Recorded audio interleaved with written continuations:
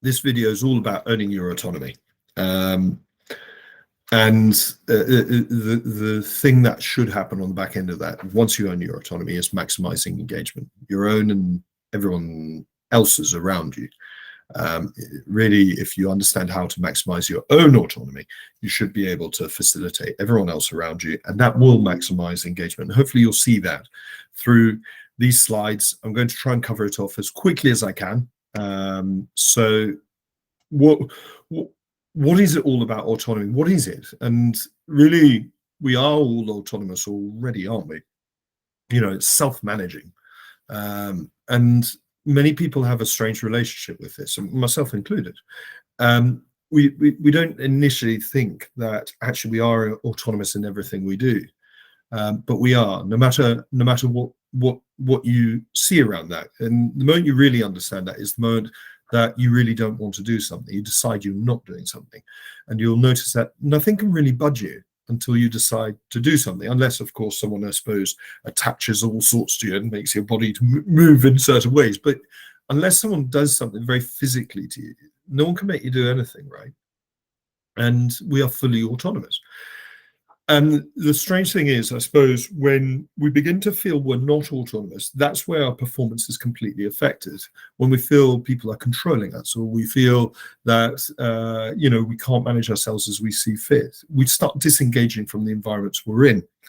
And, looking at 5 areas that we're constantly looking at to make sure we are creating environments where everyone feels like they are autonomous. Or accepts they are autonomous, because we are autonomous no matter what. But when we feel we're autonomous, then we do our best work. Because the moment we stop feeling we're autonomous, we don't have a very healthy relationship with the environments we exist within. And let's just explore this very quickly. The first area we look at is, well, we stop feeling autonomous when we don't feel we believe in everything we do. Let's explore that as quickly as we can. So, for example, think of when you went to school. Think of when you've done anything that you didn't desperately want to do, or you didn't think you wanted to do. You may have said words like, well, I have to, or my friend told me to do that, or, all of that. And that, we know that when we exist and we do things within that context, we don't apply ourselves fully, do we? But the funny thing is, we're still deciding to do it. The only reason we do anything is because we've decided to do it. We believe there's an end purpose, and we're deciding to do it. And depending on how much, I suppose, we believe in things, we apply ourselves accordingly. Does that make sense? So when we're not feeling we're autonomous, and we've decided to do something, that is where we start disengaging with things fully, or we don't engage as fully as we probably would want to deliver our best results. So that's one area that stops us feeling autonomous. Another area that stops us feeling autonomous is we don't feel we can speak our mind. And again, this just stops our immense level of engagement with an environment. The moment we start feeling like we have to control what we're thinking, feeling, or anything, we start disengaging. We stop being the fullest version of ourselves. And I'm sure we've all been in a position where we think, oh, we can't say that because of the norms in the environment we exist within. And the sad fact of the matter is that the moment we start doing that, we actually become lesser versions of ourselves. And we have to remember that every emotion we feel is guided by our brains, and our brains are equipped to only improve everything from our aspects. So no matter what emotion comes through, there's an underlying reason for it, and we need to understand that, and we should be exploring everything rather than suppressing anything. I hope that makes sense. But again, if you were if we're in a room talking through this, we could spend a bit more time exploring that. But a lot of the reason we don't feel we are autonomous can come down to the fact that we just don't feel we can speak our mind. We don't feel we can do things the way we think best. A lot of times we'll receive instructions or policies or lots of things around us, structure, that effectively tells us the way things need to be done. And we don't think we can do anything with that. We feel we have to comply. And again, that's probably because of a jaded relationship between two sides. One, people who have put structure in place sometimes feel it's something that has to be obeyed all of the time, and should be, controlling. And likewise, people who are suffering it sometimes see it as restrictive. And both those approaches restrict our relationship with structure. Structure is essential. It helps us get things right, measure things, allow us to grow. But we don't all see it that way. And the sooner we adjust in our own heads our relationship with structure and only embrace it for what it is, all structure has only ever been put in place to help things go right.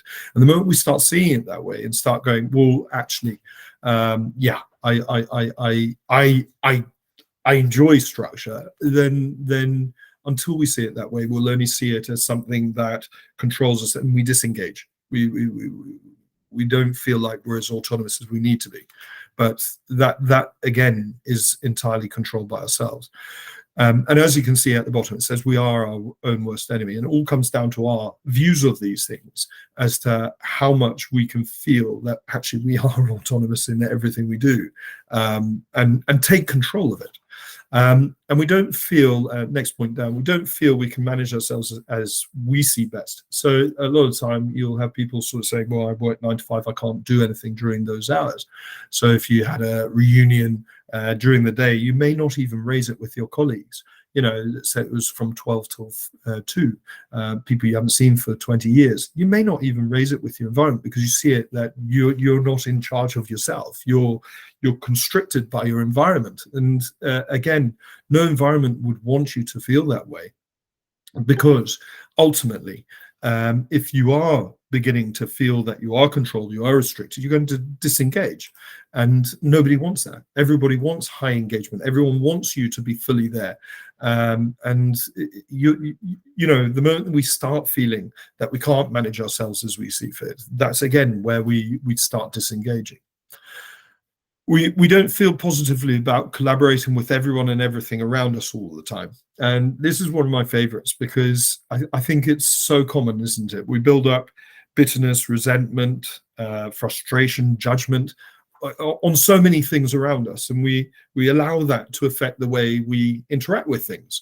We don't see things as positive anymore. But again, lots happen to us through our lives, and it's up to us to take control of those situations and go, well, actually, anything that's ever happened to me from someone else, from their perspective, they'll have been doing for a particular reason. And it's understanding these things rather than allowing it to sit inside us that probably is more important. I need to explore things. I need to keep pressing the reset button and see everything as a positive thing for building forwards with. Because if I don't, well, then I'm only going to see things as negative, and I'm being thrust into environments with these irritations around me rather than it being a positive experience. And again, that affects our feeling of being autonomous, and it starts us disengaging with the environments we're in.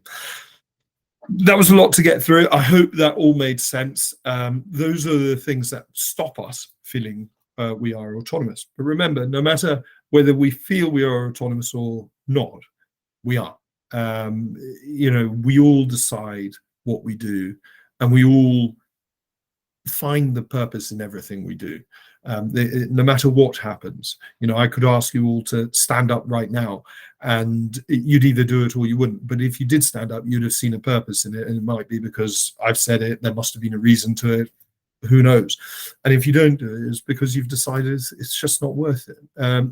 We're all autonomous all of the time. You can't change that. You can only change whether you feel autonomous or not. And why is it even important? You might be thinking, well, all of these reasons are why it's important. We maximize our energy in things. We allow ourselves to apply ourselves fully. And that's how much we believe in something will allow us to really find the energy in everything. So imagine I asked you to clean your room, or I clean your desk, or do anything like that. Now imagine I just did that without too much context. You'd apply yourself in a certain way. If I suddenly said, okay, do this, I'm going to give you £100. And again, you'd apply yourself in a certain way. You might even believe you're not going to get it. So you're still like, well, I'm not going to do it because he's not going to pay me £100. And again, you're in control of all of this. Now imagine I say, okay, by cleaning your desk and everything around you, develop consistent habits that will build you into someone everyone will see as a reliable, structured individual. And there'll be more promotion opportunity for you. You'll develop into someone who can help others do that, and that will just help you live a more full life. Now, how do you see, tidying out your desk? Again, you might be there thinking, what a load of rubbish.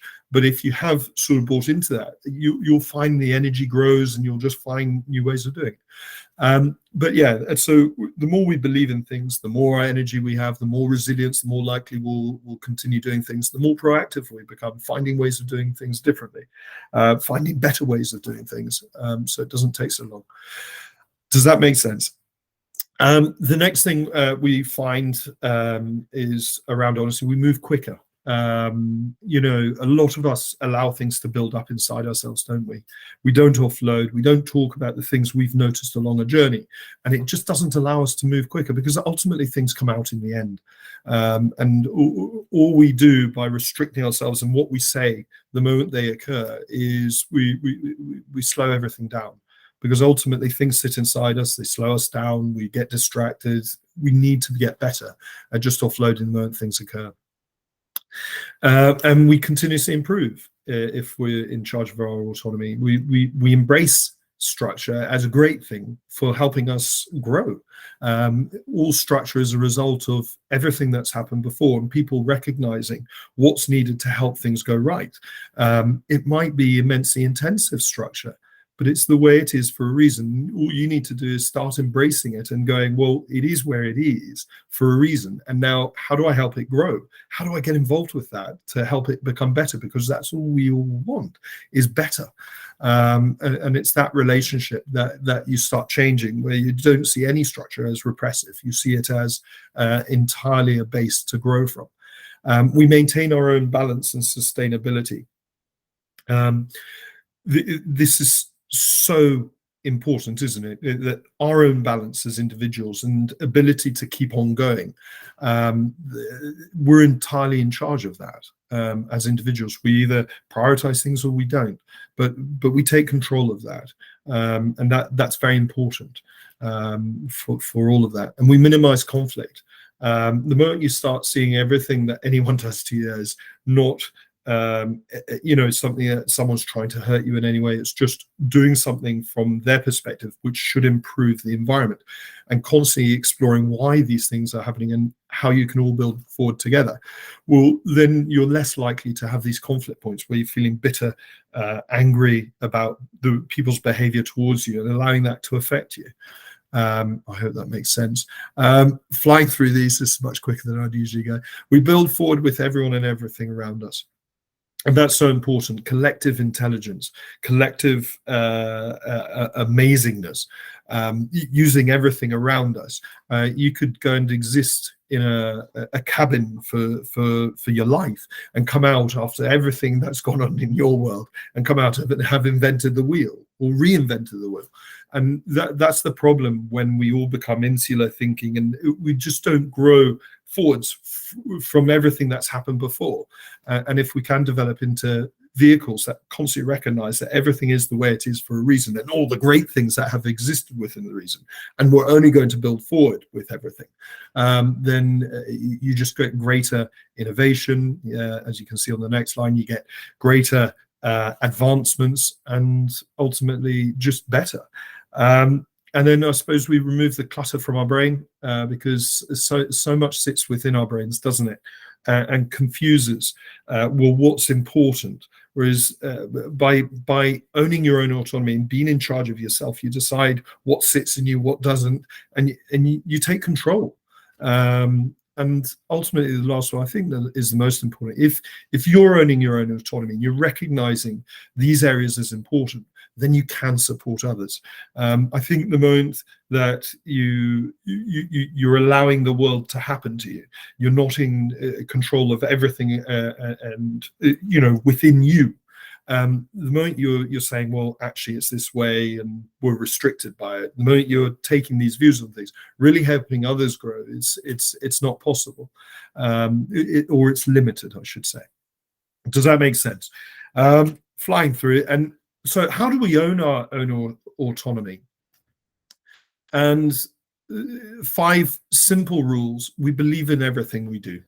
Okay, we make sure that anything we do, we believe in it, and we make sure it's always the best reason for doing something. You get up in the morning, you get ready, you make sure that that's all about increasing your opportunity in life because you feel more confident about yourself.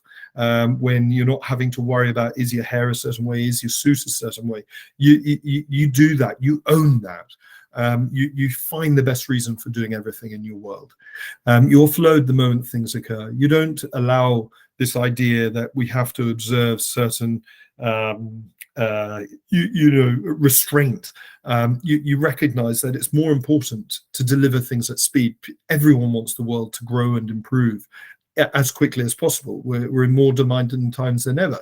And the more we can all embrace an ability to be honest the moment things occur, because remember, we're all controlled by our brains. The emotions we feel are a result of our brains recognizing something before we have, probably, which sounds weird, but it's true. Our emotions happen. We don't always understand why they happen, but if you start to explore why they're happening, then actually you find greater opportunities for growth. Embrace structure, help it evolve. Okay, prioritize yourself, manage conditions, get others on board. We don't always understand, or we don't always prioritize ourselves in the right way, do we? We might have certain things that we like certain ways, but we're not proud of them. We're not going out there and saying, well, actually, I like it to be this way because it helps me feel better about things and I can do better work for that. So can everyone accept that? We're not very good at that. But the better we get at that, the more balance we can have within our lives, and that will feel better for you and everyone around you, because you'll be able to apply yourself even more within the environments you exist within. Value everyone and everything to build forward. Don't ever allow your emotions to drive your actions or behavior. Understand your emotions. Explore them, but don't ever allow them to dictate how you progress, because that will only inhibit positive progression in everything.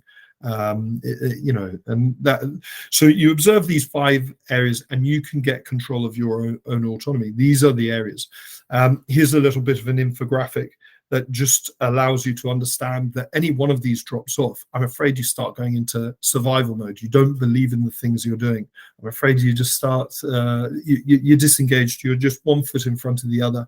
And you can see a few points underneath each one of these. If you're not able to be honest, you're not able to offload the moment things occur, what does that feel like? You're not able to love the structure that's around you. What does that feel like? It starts feeling, restrictive, just not allowing you to be the best version of yourself. And if you're not prioritizing yourself and managing your conditions, what happens there? Hopefully, and inclusiveness, of course, I shouldn't drop off there. Value everyone and everything around you to build forward.